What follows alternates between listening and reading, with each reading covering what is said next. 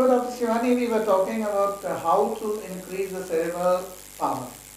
ये हम कहें कि याददाश्त और दिमाग को चमकाने के नए नए तरीके जो हमने ईजाद किए हैं अपनी नई आने वाली पुस्तक न्यूरोवेस में, उसका एक अहम मुकाम आ पहुंचा है कि हम ऐसे कौन से प्रैक्टिकल टिप बच्चों को बताएं जिनके बोर्ड के एग्जाम आ रहे हैं, या उन माता पिताओं को बताएं जो बच्चों को परवरिश कर रहे हैं, इन तरीकों को अपनाओ और अपने होनहारों को, उनके दिमाग को चमकाओ।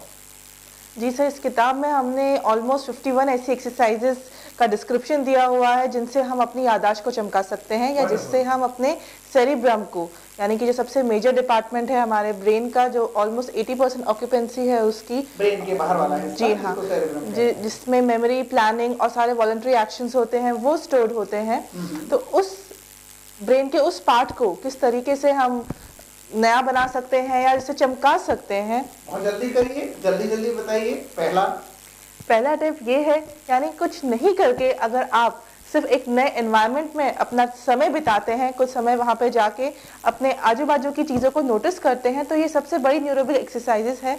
इसमें रिसर्च में बताया गया है कि इससे जो आपका फ्रंटल एरिया है, इस एरिया के बारे में हमने बहुत पहले डिस्कस किया था, यानी कि आपके माथे का ये हिस्सा जहाँ पे प्लानिंग होती है, लर्निंग होती है और ये सारे प्रोसेसेस होते हैं, तो वो एरिया आप शार्प कर सकते हैं। यानी अगर मैं पहाड़ पर घूमने जाऊं, एक खूबसूरत से बगीचे में घूमने जाऊं, या कुछ नए एनवायरनमेंट में समय बिताऊं, तो ये अच्छा होगा दिमाग। जी हाँ, यानी कि नई जगह पे नई सोच आना, ये काफ़ी हमारे हिस्ट्री में भी अगर हम पीछे जाए तो आर्किमिडीज के बारे में तो सबने सुना होगा कि किस तरीके से बाथ टब के अंदर उसने बायोंसी का फॉर्मूला या लॉ ऑफ बायोंसी निकाला था।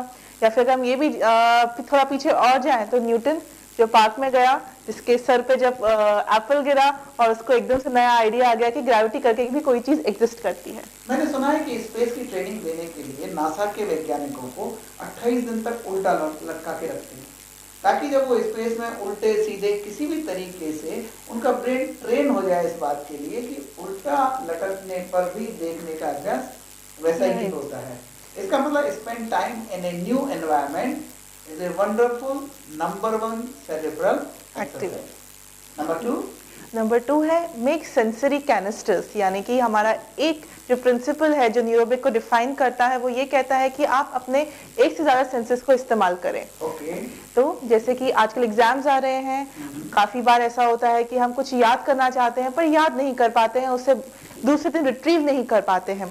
तो कोई भी ऐसा एक आप पैरा ले लीजिए, या कोई भी ऐसा रिटन मटेरियल है जो आपको दूसरे दिन वापस से रिट्रीव करना है, ओरली या रिटन में, तो जब उसे आप पढ़ रहे हैं, साथ में कोई परफ्यूम की बोतल रख सकते हैं, या फिर कोई अगरबत्ती जला सकते हैं, या फिर कोई ऐसा सोर्स जहाँ से अच्छी खुशबू आ रही हो। This is law of association. जी हाँ, मुझे याद है मेरे साथ में एक मिस्टर सुलेमान जेम्स पढ़ते थे मेडिकल के दौरान, और उनके एक टिपिकल स्प्रे होता था, और जो पाठ हमने उनके साथ पढ़ा था वो अभी तक याद है, क्योंकि वो सुलेमान के साथ पढ़ा था।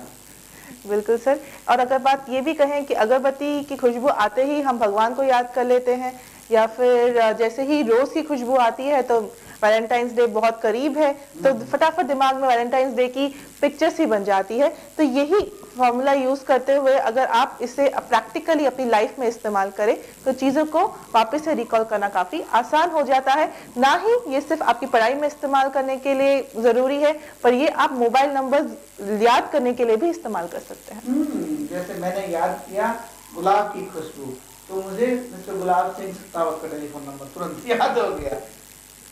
तीसरे फॉर्मूले पे आते हैं डॉक्टर साहब, पुट ऑन डिफरेंट फ्लो।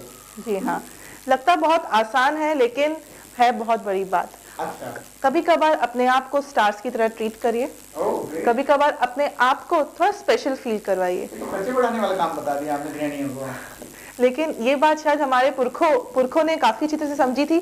शायद हमारे कल्चर में यही बात काफी फेस्टिवल्स पे फॉलो की जाती है। एक नहीं, दो नहीं, जितने भी फेस्टिवल्स हमारे यहाँ पे हम मनाते हैं, सब में बच्चों के लिए, बड़ों के लिए नए कपड़े आते हैं। तो इसका साइंटिफिक रीजन पीछे ये है कि जब आप अच्छे कपड़े पहनते हैं तो साथ में एक अच्छी सोच भी लाते हैं। तो तीन चीजें तुरंत बता देते हैं, जैसे होली पे व्यक्ति रंग बिरंगा हो जाता है, या सरस्वती पे पूजन पर वो पीले वस्त्र पहनता है, या दीपावली पर वो बिल्कुल नए वस्त्र पहनता है। वो जो नए कपड़े हम पहनते हैं उससे जो खुशी का जागर हमारे मस्तिष्क में होता है, उससे जो केमिकल्स और हार्मोन्स रिलीज होते हैं वो हमें हेल्प करते हैं हमारी मेमोरी को शार्पन करने के लिए, क्योंकि खुशी का जो फेज है उसमें आप जितनी चीजें ग्रहण करेंगे आपके मस्तिष्क में हमेशा के लिए रहेंगे। याद होगा देवानंद अपने गर्दन में नए नए रुमाल बांध के रह के सदाबहार जवान थे। तो चौथे नंबर फॉर्मूले पे आते हैं डॉक्टर साहब, जिसका नाम है respond to a situation differently. जी हाँ, एक ही सिचुएशन के लिए बहुत सारे लोग अलग अलग तरीके से रिएक्ट करते हैं। जैसे कि आप कोई भी काम नहीं करते हैं, अपने बॉस के पास जाते हैं, तो एक रिस्पॉन्स है जो आप सोच के ही जाएंगे। जब आप नॉक करेंगे तभी आपको पता है कि सामने से बरसात आने वाली है अंगारों की।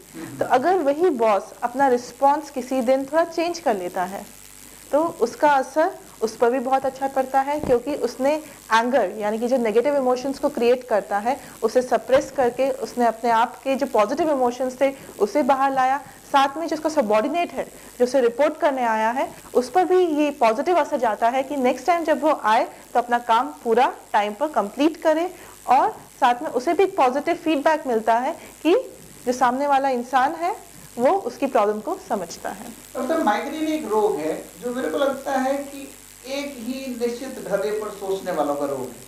अगर वो एक ही सिचुएशन को डिफरेंट तरीके से लेने लग जाए तो उनको आधा सीसी का, सिर दर्द का, उच्चाट का, और जिसको कहते हैं ना मैं ऊब गया, जी हाँ, वो रोग नहीं हो। कि वही है कि अपना परसेप्शन चेंज करिए। अगर एक आधा ग्लास भरा हुआ टेबल पे है तो एक के लिए वो आधा भरा हुआ ग्लास है, किसी के लिए वो आधा खाली है, और किसी के लिए वो पूरा भरा हुआ ग्लास है, क्योंकि आधे ग्लास में पानी है तो बाकी आधे में हवा भी है। मुझे याद पड़ता है एक सरदार जी हमेशा अपनी पत्नी को डांटा करते थे कि मुझे नहाना है, गर्म पानी कर दो, नहीं तो, और इतनी देर में पत्नी गर्म पानी ले आती थी। बार बार उनका यही सुन सुन के पत्नी तंग आ गई। एक दिन जैसे ही सरदार जी ने कहा मुझे गर्म पानी कर दो, नहीं तो सरदार जी ने कहा नहीं तो क्या कर लोगे? उन्होंने कहा डंडे से नहा लूंगा। तो मेरे को लगता है कि सदा खुश रहने का और पारिवारिक जीवन जीने का भी ये बेहतरीन न्यूरोपिक है जो आपने पॉइंट नंबर 4 पर बताया। डॉक्टर शिवानी, पॉइंट नंबर 5 है लर्न टू रीड ब्रेन। जी हाँ, लर्न टू रीड ब्रेल से हमारा मतलब ये है कि अपने डिफरेंट सेंसेस को उजागर करिए। यानी कि लर्न टू रीड ब्रेल में, यानी ब्रेल में हम अपनी टच की सेंस को स्टिमुलेट करते हैं। ये वो सेंस है यूजुअली जो हम बहुत कम इस्तेमाल करते हैं उसका, क्योंकि हम सबसे ज़्यादा डिपेंडेंट है अपनी विजुअल सेंस पे और अपनी ऑडिटरी सेंस पे। इसका मतलब कभी कभी अभ्यास कर सकते हैं कभी आंखों को बंद करके चीज़ों को छू कर देखने का। जी हाँ, उससे आप अपने टच सेंस, स्पेशल सेंसेस, अपनी ऑल्फैक्टरी सेंस, अपनी ऑडिटरी सेंस को ज़्यादा स्ट्रॉन्ग बनाएंगे। जिस तरीके से देखा गया है कि जो ब्लाइंड लोग होते हैं वो भी काफ़ी हद तक अपनी जो जिम्मेदारियां खुद उठाना चाहते हैं, और देखने की शक्ति ना होने के बावजूद भी वो काफ़ी ऐसे काम कर पाते हैं जो एक नॉर्मल देखने वाला इंसान भी कर लेता है, क्योंकि उनके जो बाकी सेंसेस हैं वो काफ़ी स्ट्रॉन्ग है। आपके आधुनिक चिकित्सक ने लगता है इसी प्रॉपर्टी को और बढ़ाते हुए बायोफोनिक आई का आविष्कार किया है। अगर आपका ब्रेन देख सकता है और बाद में किसी दुर्घटनावश किसी की आंखें अंधी भी हो गई है तो वो ब्रेन में एक चिप लगा के तार ला के आँख फिट कर देते हैं और ब्रेन को एक्टिवेट करके व्यक्ति इन बायोफोनिक आई से देख सकता है। संभव है आने वाले समय पर अंधे लोगों को भी दृष्टि मिलेगी विज्ञान की कृपा से, जो केवल एक धार्मिक कथाओं में सुनने को मिलता था। Playing during industries या प्लग एक 5S प्रोग्राम है डॉक्टर। भारतीय महिलाएं क्या करती हैं, रसोई में अगर लाइट भी नहीं होती तो उनको पता होता है चीनी कहाँ रखी है, चाय कहाँ रखी है, और वो कंप्लीट डार्कनेस में भी काम करके दिखा देती हैं। कॉर्पोरेट मैनेजमेंट में एक सिद्धांत है जिसको 5S का सिद्धांत कहते हैं। आपको नहीं लगता वो लर्न टू रीड ब्रेल कुछ ऐसा ही है? जी हाँ सर, बिल्कुल बेसिस वही है।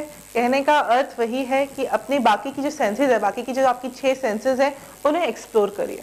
ओके, फॉर्मूला नंबर 6 पर आते हैं जो है दिमाग को तेज बनाने का तरीका, लर्न साइन लैंग्वेज। जी हाँ, जिस साइन लैंग्वेज की बात हमने फिंगर न्यूरोबिक्स के साथ अपने ऑडियंस को कन्वे करने की कोशिश की थी। जैसे डॉक्टर साहब मैं एक आपको साइन करता हूँ, उस साइन का मतलब होता है ऐसे ऐसे लोग करते हैं। आपने कोई नई शर्ट पहन रखी है, ऐसे करते हैं। जी हाँ, बहुत बढ़िया, अप्रिशिएटेड साइन है। ओके, इसी तरह से क्वेश्चन मार्क का साइन हो या किसी को सावचेत करना हो तो बिल्कुल उंगली दिखा के।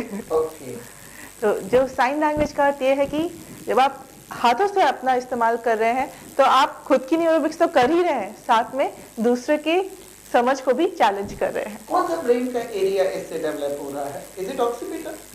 ऑक्सीपिटल, बिकॉज आप विजुअल सेंस का ज़्यादा इस्तेमाल करेंगे समझने के लिए, और साथ में क्योंकि इसमें हाथ का इस्तेमाल हो रहा है तो फ्रंटल लोब ऑटोमेटिकली स्टिमुलेट होता है। तो स्पेशल एनवायरनमेंट और ऑर्डर और डिफरेंट क्लोथ, इससे तो हमारा ये फ्रंटल लोब स्टिमुलेट हुआ। बिल्कुल। ब्रेल से और साइन लैंग्वेज से हमारा ऑक्सीपिटल लोब हुआ, और साथ में ही जब हमने सेंसरी कैनिस्टर की बात की तो हमने ऑल्फैक्टरी नर्व जो हमारी होती है, सुनने की जो शक्ति होती है, उसे भी हमने स्ट्रॉन्ग किया। मुझे लगता है कि हम 1 बाय 1 ब्रेन के समस्त एरिया को ऐसे ही एक्टिवेट करते जाएंगे। आप सुनते रहिए हमारे ये स्पेशल न्यूरोबिको प्रोग्राम, जिस पर एक बहुत ही विश्व की लेटेस्ट पुस्तक हम लोगों ने तैयार की है। डॉक्टर साहब 7वें नंबर की न्यूरोबिक एक्सरसाइज पे आते हैं, जो करा कीप लर्निंग। जी हाँ, इससे बढ़कर न्यूरोबिक क्या होगी कि अगर आप अपने लिए हमेशा सीखने का द्वार खोल कर रखें। जितना आप सीखते हैं उतना आप अपने न्यूरॉन्स को इस्तेमाल करते हैं। बहुत पहले हमने इस बात की थी कि ज़्यादा से ज़्यादा एक इंसान पूरी ज़िंदगी में 100% में से सिर्फ 4 से 8% ब्रेन का इस्तेमाल कर सकता है। तो जिस तरीके से कहा गया है कि सीखने की कोई उम्र नहीं होती और सीखने की कोई सीमा नहीं होती, तो उस सीमा तक पहुंचने के लिए हमें हमेशा ज़िंदगी भर ये प्रयास चालू रखना चाहिए, जिससे हम नई चीज़ों का ग्रहण तो करते ही करते हैं, साथ में दिमाग को भी तेज बनाते हैं। हमारे कुछ साथी डॉक्टर हैं जिन्होंने NDE इस पर किताब लिखी, नियर डेथ एक्सपीरियंस। वो कहते हैं even death is learning even death is learning. ये है तो बड़ी बात, इसको मत सीखिएगा, लेकिन हाँ, ब्रेन को ट्यून करने का ये भी एक तरीका है। डॉक्टर साहब, एक फेमस किताब है जिसका नाम है anatomy of sickness, cousin brothers ने लिखी है। और जब इनको किसी डॉक्टर ने बताया, इनको बड़ा खतरनाक रोग था जिसका नाम था एंकाइलोसिस स्पॉन्डिलाइटिस। राइट। तो इनको डॉक्टर ने कहा कि mister cousin brothers, you have only 3 months to live. आपके पास केवल 3 महीने हैं जिंदा रहने के लिए। इस मशहूर व्यापारी ने सारे काम छोड़ दिए और उसने कहा, ओके डॉक्टर, फिर मैं इन 3 महीने केवल जी के देखूंगा। पहले वो बहुत सारा व्यापार, बहुत सारे काम करता था, लगभग आज के कॉर्पोरेट मैनेजर की तरह। बाद में उन 3 महीने वो खूब आनंद करता, पिक्चर देखता, मौज मनाता। उसने एक दिन भी अपने ब्रेन को ये मैसेज नहीं दिया कि मैं बीमार हूँ, कि मैं मरने वाला हूँ। और आश्चर्य की बात ये हुई कि 3 महीने बाद उसके शरीर में कोई अंश नहीं थे बीमारी। So learn and keep learning. अपने ब्रेन को रोज ट्रेन कीजिए। हम स्वस्थ हैं, हम सबल हैं। बिल्कुल। एंड जिन कजिन्स की बात आप कर रहे हैं, शायद वो वही कजिन्स है जिन्होंने लाफ्टर थेरेपी को काफी बड़ा इम्पेटस दिया और इस स्टेज पे लाया कि आज लाफ्टर थेरेपी इतनी बड़ी, बहुत बड़ी ही ह्यूमर थेरेपी का एक पार्ट बन चुकी है। सब लोग जानते हैं कि laughter is the best medicine, पर इस भागती दौड़ती जिंदगी में मुस्कुराहट खो गई है। बड़े बड़े सफल मैनेजर कहते हैं, डॉक्टर साहब, हंसना कोई हंसी खेल नहीं है। बिल्कुल सर। तो ये भी एक नई बात है, सीखिएगा हंसना, अपने काम करते हुए भी रोज हंसना। डॉक्टर साहब 8वें नंबर के फॉर्मूले पे आते हैं जिसका नाम है रेगुलर रीडिंग। रेगुलर रीडिंग जो आपका रेगुलर न्यूज़पेपर रीडिंग हो सकता है या कोई भी रेगुलर मैगजीन रीडिंग हो सकता है, अपने ही एकेडमिक कोई आपकी बुक हो सकती है जो आप रेगुलरली रीड करिए। एक आदत डालिए कि सोने से पहले कम से कम एक पेज नहीं तो आधा पेज पढ़कर ही सोएंगे। आपने बहुत बेहतरीन बताई है ये बात। रोज एक पेज पढ़िए, कभी बुढ़े मत पढ़िए। रोज एक पेज पढ़िए। अपने ऑक्सीपिटल लोब को, अपनी ऑप्टिक यानी इन आंखों को और आंखों से जाने वाली दोनों नसों को रोज ताजा रखिए। ब्रह्म कुमारी एक बहुत बड़ा फैक्ट है और वहां पर रोज एक पेज का उनका पूरा ज्ञान होता है। That 1 page is their life line. मैं बहुत सारे बिजनेस कॉर्पोरेट को जानता हूं जो प्रमोट कर रहे हैं, even Infosys, 1 page business plan. उनके बड़े से बड़े वाइस प्रेसिडेंट को ये जरूरी होता है कि हमारा 1 पेज रोज पढ़ो और नवीनता को प्राप्त करो। तो ये शायद यही चीज हमारे घर में भी हम देखते होंगे। हमारे दादा और दादी 1 पेज रिलीजियस प्लान्स, जिससे घर पे शांति आए।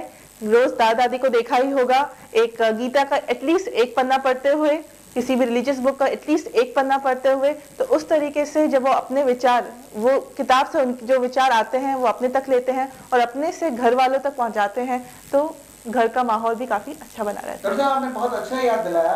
1 श्लोक एवरी डे। गीता को सार बोलते हैं, सारे वेदों का। उनका मिस्टर हरिहरन जो मेट्रो के प्रेसिडेंट थे, अभी रिटायर हुए हैं, उनको तो अपने सारे मॉडर्न इंजीनियर्स को, हम दिल्ली मेट्रो के साथ बहुत सारे प्रोग्राम करते हैं, उनको ये मैंडेटरी था, काम बाद में प्रारंभ करिए, पहले रोज एक श्लोक पढ़िए। और मिस्टर हरिहरन खुद अपनी बायोग्राफी में कहते हैं कि मैं रोज उसी श्लोक को जब नया को पढ़ता हूँ तो हर वर्ष मुझे उसका नया अर्थ समझ में आता है. This is something wonderful about regular reading. तो the next 9 number formula brain को तेज करने का 9 नंबर का फॉर्मूला है रीड ए न्यू मैगजीन. जी हाँ, अगर आपने ये हैबिट डेवलप कर ही ली है कि आप रोज पढ़ते हैं तो इस बार उसमें थोड़ा सा चेंज लाइए, थोड़ा सा ट्विस्ट लाइए. ट्राई करिए कि आपका जो यूजुअल इंटरेस्ट है उससे हटकर कुछ पढ़े. आप कह रहे हैं कि पुरुष लोग महिलाओं की मैगजीन पढ़े? जी हाँ, क्यों नहीं. क्यों ना पुरुष भी जाने कि महिलाएं क्या सोचती हैं और महिलाएं पुरुषों की मैगजीन पढ़ सकती हैं. जो बिजनेस में है वो कोई फिल्म मैगजीन पढ़ सकता है. जो फिल्म मैगजीन्स पढ़ना पसंद करते हैं वो कई बार अपने इकोनॉमिक्स सुधारने के लिए बिजनेस मैगजीन्स पढ़ सकते हैं. तो डॉक्टर साहब ये तो बड़ी खतरनाक बात बता दी. एक बार एक लड़कियों का समूह लड़कों की बातें सुन रहा था चुटकी से, देखते हैं ये लड़के क्या बात करते हैं. तो बाद में लड़कियों ने कहा ओहो ये तो लड़के भी हमारी जैसी बातें करते हैं. यानी कि थोड़ा रिस्क है सीक्रेट बाहर आने का. ओके. तो डॉक्टर साहब ये बातें हम बहुत ही रोचक तरीके से ब्रेन को तेज करने की बातें जारी रखेंगे. थोड़ा सा ब्रेक लेते हैं.